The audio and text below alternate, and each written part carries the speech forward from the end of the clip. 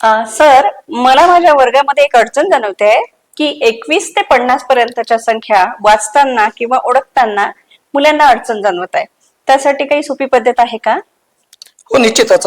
हा प्रश्न तुमच्या एकट्याच्या वर्गातला नाही, तर संपूर्ण महाराष्ट्रामध्ये बऱ्याच ठिकाणी हा प्रश्न जाणवतो की विद्यार्थ्यांना 2 अंकी संख्यांचं वाचन लेखन करताना काही अडचणी येतात. याचं नेमकं कारण असं आहे का आपल्या ज्या मराठीतल्या संख्या आहे या जसे इंग्रजीचे अंक आपण 21, 22, 23 लिहितो, तसे पॅटर्न मध्ये आपल्या मराठीच्या संख्या येत नाही. आपल्याकडे जेवढ्या संख्या आहेत त्याची संख्या ना मग तेवढी वेगवेगळी असल्यामुळं विद्यार्थ्यांमध्ये हा अडचण दिसतोय.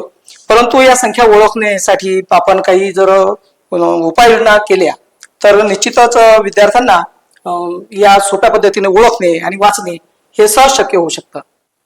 हे किती आहे?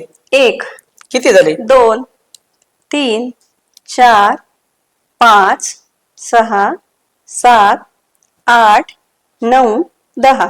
हे 10 झाले. आता हे 10 एकक किंवा सुटे आपण जर असे जोडले तर हा 10च्या बरोबरीचा एक आपण गठ्ठा तयार करू शकतो. म्हणजे हे सुटे 10 एकक आणि याचा एक गठ्ठा तयार केला तर हा झाला दशक. याचाच अर्थ हा एक दशक आणि हे 10 एकक हे सारखे आहे, हे पहिले विद्यार्थ्यांना पटवून द्यावं लागेल. बरोबर. आता हे जर पटलं तर मग आपण किती एकक आहे? 10 एकक म्हणजेच किती दशक? एक दशक. एक दशक. आता किती दशक झाले? 2 दशक. 2 दशक म्हणजे किती? 20. आणि हा एक 21. 2 दशक 1. 21. तो विद्यार्थ्यांना हे सांगावं लागेल की 2 दशक 1, 21. 2 दशक 2, 22. 2 दशक 3, 23. आता किती दशक झाले? 3 दशक. 3 दशक म्हणजे किती? 30. 30 आणि 3 33. तर या पद्धतीचा जर आपण विद्यार्थ्यांसोबत खेळ घेतला तर विद्यार्थ्यांना पटापट संख्या ओळखता येईल. फक्त आपल्याला काळजी घेतली पाहिजे की आपण यांना दशक आणि यांना सुटे म्हणजे एकक या पद्धतीने संबोधायला पाहिजे. 3 दशक 3, 33, 3 दशक 4, 34, 3 दशक 5, 35. तर या पद्धतीने आपण पुढे आणखी सराव घेऊ शकतो. आता किती दशक झाले?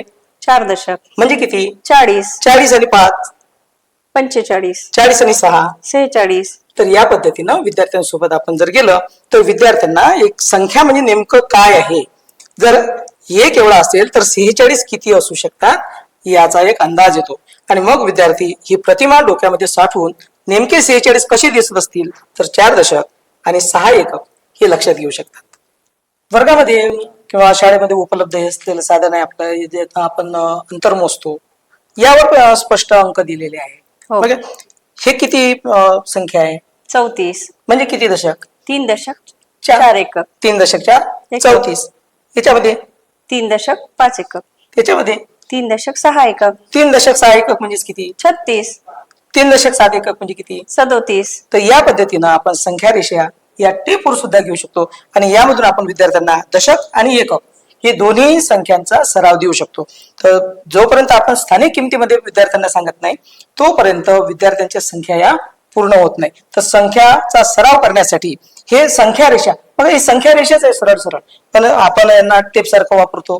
तर या टेपचा वापर आपण संख्या रेषा म्हणून सुद्धा आपण करून घेऊ शकतो आणि विद्यार्थी आनंदानं या सगळ्या सोबत खेळत असतात. आता या संख्येमध्ये दशक किती आहे? 2. किती एकक आहे? 3. म्हणजे 2 दशक 3, 23. 23. आता बघा याच्यावर लिहिलेलं आहे 23.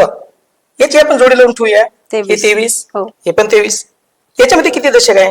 4 दशक. याच्यामध्ये किती एकक आहे? 6 एकक. म्हणजे किती झाले? 4 दशक 6, 46. 46. आता बघा हे नाव आहे 46. आता मी याची जोडी लावून ठेवली. हे 46, हे पण 46. याच्यामध्ये किती दशक आहे? 3 दशक. याच्यामध्ये एकक किती आहे? 5 एकक. तर 3 दशक 5 म्हणजे किती? 35. पण आता हे बघा याच्यावर पण किती लिहिलेलं आहे? 35. 35. याची पण जोडी लावून ठेवली. तर शिक्षक बंधू भगिनींनो, आपल्याला करायचं काय आहे का जेव्हा आपण संख्या ओळखणं शिकवतो त्याच्यासोबतच त्याची नावं ही त्याला सोबत जोडून ठेवली पाहिजे. आणि मग हळूच काय करायचं आहे का जेव्हा विद्यार्थ्यांना संख्या आणि त्यांची संख्या नामं यांच्या जोड्या माहीत झालेल्या आहे का ही संख्या आणि ही संख्या नाम ही एकच आहे, तेव्हा आपण मग त्यांच्यासाठी एक वेगळा खेळ आपण घेऊ शकतो की मी आता असं म्हणणार आहोत इथं ही संख्या कुठली? 23. बरं याचं नाव कुठे लिहिलेलं आहे? इथे. हा लावा त्याची जोडी. आणखी 35 कुठे लिहिलेलं आहे? इथे. आणि संख्या कुठे लिहिलेली आहे? 35. इथे. त्यांची जोडी लावा. आता हे किती आहे 46 आणि याचं नाव कुठे लिहिलं आहे? इथे. तर या पद्धतीनं संख्या आणि संख्येची नावं यांच्या आपण जोड्या लावून घेतल्या तर विद्यार्थ्यांना पहिले संख्या आणि संख्या नामं यांच्या जोडून दाखवायची, त्यानंतर वेगवेगळे करून त्यांच्या जोड्या कुठे आहे हे शोधायला सांगा. म्हणजे नेमक्या संख्येचं संख्या नाम कोणतं आहे हे लक्षात येईल. आणि त्यानंतर परत आपण संख्या रेषेवर खेळ खेळूया की आता आपल्याला हा सराव करायचा आहे की 48च्या आधीची संख्या कोणती, 47 त्याच्या आधीची कुठली. 46 बरं आता मला 44 ते 41 पर्यंतची संख्या सांगा कोणत्या कोणत्या आहे. 41 42 43 44 45 46. तर या पद्धतीनं पुढची संख्या, मागची संख्या, दरम्यानच्या संख्या या पद्धतीनं जर आपण विद्यार्थ्यांसोबत संख्यांचे खेळ घेतले तर विद्यार्थ्यांना संख्या ओळखणे आणि संख्या वाचणे या दोन्ही गोष्टी सुलभ होऊ शकतात. सर, तुम्ही ज्या पद्धतीने आता समजून सांगितले ना, अतिशय छान मला समजलाय. आणि निश्चितच ह्या पद्धती जर आपण वर्गामध्ये वापरल्या तर मुलांना संख्या वाचणे आणि संख्या ओळखणे अगदी सोपं होऊन जाईल. निश्चितच.